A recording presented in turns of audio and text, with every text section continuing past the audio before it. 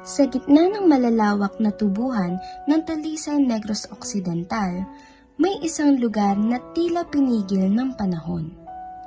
Tahimik ang paligid, pero sa hangin, may dalang bulong ng kasaysayan.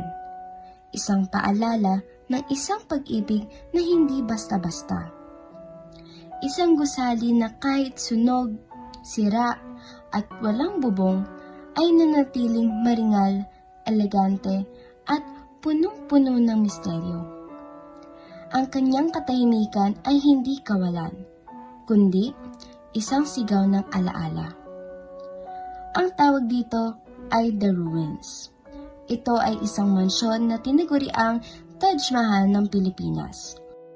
Pero tandaan, hindi lang ito tungkol sa ganda. Dahil sa likod ng bawat bato, may kwento ng pag-ibig, sakripisyo, at digmaan. At ngayon, ilalahad natin ang kwento ng isang lalaking labis magmahal, isang babaeng hindi na muling nasilayan, at isang bahay na sinunog hindi para kalimutan, kundi para maalala. Balik tayo sa unang bahagi ng 1900s, panahon ng kasaganaan sa Negros, lalo na sa industriya ng asukal. Isa sa mga kilalang hasyendero noon ay si Don Mariano Ledesma Lacson, isang lalaking mayaman, makapangyarihan, at may matatag na pangalan sa lipunan. Pero, sa kabila ng lahat ng ito, ang tunay niyang kayamanan ay pag-ibig. Nakilala niya si Maria Braga, isang napakagandang mestisa mula sa Portuguese Macau. Ang kanilang kwento ay hindi basta romansa. Ito'y parang sinulat ng tadhana mismo. Nagkakilala sila sa isang biyahe. Nagkausap, nagkatitigan. Hindi man magkatribo, hindi man magkalahi, pero nagkaintindihan ang kanilang puso. Sa kabila ng distansya at pagkakaiba ng kultura, pinili nilang magsama. Ikinasal sila at biniyayaan ng 10 anak. Isang malaking pamilya na punong-puno ng pagmamahalan at pangarap. Ngunit, dumating ang trahedya. Habang pinagbubuntis ni Maria ang kanilang ika-11 anak, siya'y nasawi sa panganganak. Isang dagok na yumanig sa katahimikan ng hasyenda at tuluyang nagbago sa katauhan ni Don Mariano. Hindi siya muling nag-asawa. Hindi siya muling ngumiti gaya ng dati. Pero, sa halip na manisi, pinili niyang gunitain ang asawa sa isang paraang hindi malilimutan. Mula sa matinding lungkot, isinilang ang isang idea. Gusto ni Don Mariano ng isang alaala para kay Maria. Hindi lang larawan, hindi lang kwento, kundi isang mansyon. Isang tahanan ng pag-ibig na hindi kayang burahin ng panahon. At doon isinilang ang The Ruins. Ginawa sa Italianate architecture katulad ng mga villa sa Europe. Sa halip na semento, ginamitan ng halo ng egg whites at buhangin para tumibay at maging makintab ang haligi. May mga imported na kahoy, marmol, at tiles na dumayo pa mula sa ibang bansa. Ang orientation ng mga bintana ay sinadyaring tumapat sa araw kung saan lumulubog ang araw, dahil paborito ito ni Maria. Ang bawat disenyo ay may kahulugan. Ang bawat espasyo may iniwang emosyon. Sa bawat silid ng mansyon, naroon ang presensya ni Maria.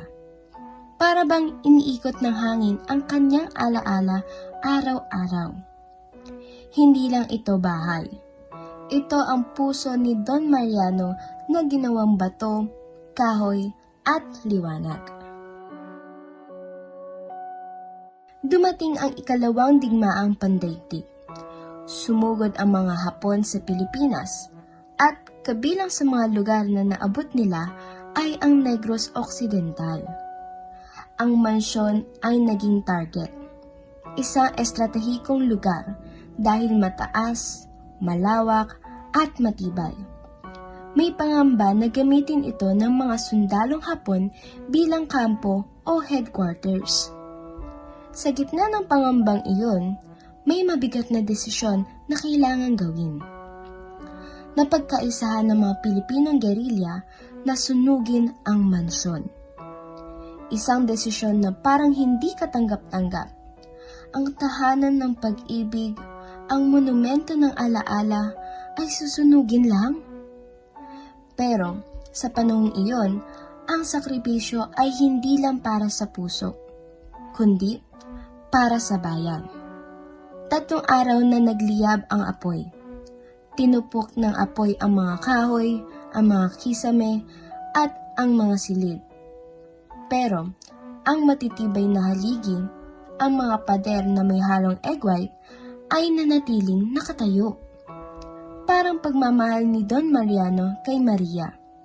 Nasunog man ng panahon, pero hindi kailanman gumuho. Ngayon, ang The Ruins ay isa sa pinakatanyag na pasyalan sa Visayas. Marami ang dumadayo rito para sa ganda ng arkitektura, pero mas marami ang hindi inaasahang ma-in-love sa kwento sa likod nito. Maraming magkasintahan ang dito nagpo-propose. Ginagawang venue ng mga kasal, prenups, concerts, at events na may halong romance at nostalgia. At sa gitna ng katahimikan nito, palaging may tanong na umiikot sa mga bisita. Ganito ba talaga katagal ang isang tunay na pag-ibig? At minsan, may nagsasabing may nararamdaman silang kakaiba. Isang malamig na simoy kahit mainit ang araw. Isang aninong dumadaan sa bintanang walang salamin. May mga bulong, may mga damdaming hindi mo maipaliwanag. Marami ang naniniwala na si Maria ay naroon pa rin. Hindi bilang multo, hindi bilang takot, kundi bilang alaala. Alaalang sinindihan ng pag-ibig at sinunog ng digmaan. Pero tulad ng mansyon, nanatili pa rin. Dito na nagtatapos ang ating pagtalakay sa kwento ng The Ruins sa Talisay, Negros Occidental. Ikaw ba? Alin sa parte ng kwento ng mansyon ang pinakatumatak sa iyo? Yung tipong namangha ka sa pag-ibig o sa desisyong sunugin ito? I-share mo sa comments. At kung nag-enjoy ka, huwag kalimutang mag-like, subscribe, at pindutin mo na rin ang notification bell para sa mas marami pang kwentong makasaysayan at kakaiba. Kahit anong apoy ng digmaan, hindi kayang sunugin ang alaala ng isang tunay na pag-ibig.